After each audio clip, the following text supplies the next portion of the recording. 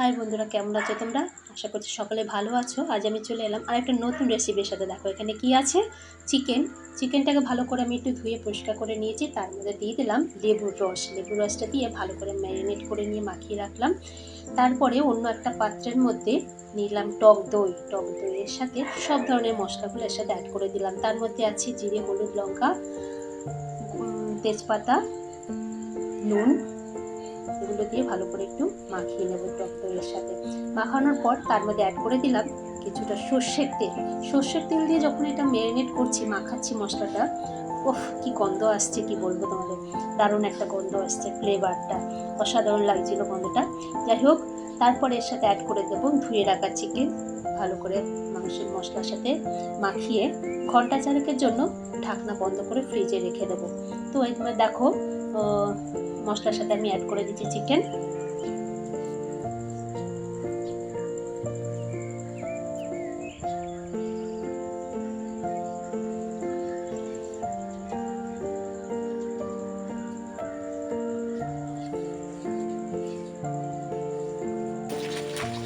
এবার অন্য একটা পাত্রে কড়াই বসিয়ে দিলাম। কড়াই তেল গরম হতে তার মধ্যে দিয়ে দিলাম কিছুটা রসুন আর দিয়ে দিলাম পেঁয়াজ। বড় বড় টুকরো করা, মিহি করে কাটার কোনো প্রয়োজন নেই, কেন এটা পেস্ট করবো সেই কারণে বড় বড় করে কাটা আছে। এটা একটু ফ্রাই করে নেবো, হালকা একটু ব্রাউনি কালার আসতে নামিয়ে নেবো। আর তার মধ্যে দিয়ে দিলাম কিছুটা পরিমাণ অনুযায়ী আদা দেওয়ার পর এর সাথে অ্যাড করে নেব কাজু বাদাম আর চিনে বাদাম, দুটো বাদাম, সেটাও কিন্তু আমি এর সাথে অ্যাড করে একটু তেলের মধ্যে হালকা একটু ফ্রাই করে নেব।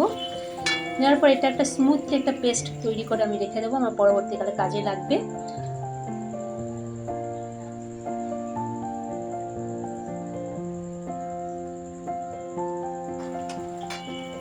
আর অন্যদিকে আমি অন্য একটা পাত্রে ভিজিয়ে রেখেছি। দেখো এর মধ্যে কি কি আছে। গোটা জিরে, শুকনো লঙ্কা, তেজপাতা, দারচিনি, এলাচ, গোলমরিচ। আমি এটা জলে আগেই ডুবিয়ে রেখেছিলাম যাতে নরম হয়।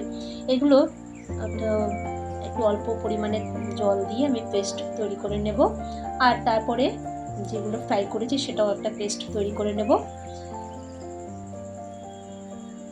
এবার তেলের মধ্যে আমি ফোড়নে দিয়ে দিলাম তেজপাতা, দারচিনি আর এলাচ আর একটা শুকনো লঙ্কা। তারপর ম্যারিনেট করা চিকেন এর সাথে অ্যাড করে দিলাম।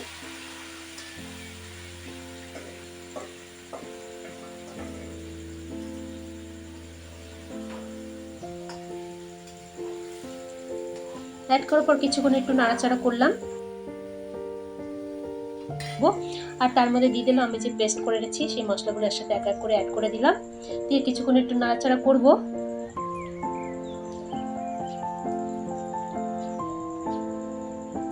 নুনটা তোমাদের পরিমাণ অনুযায়ী তোমরা ব্যবহার করবে, নুন আর লঙ্কা।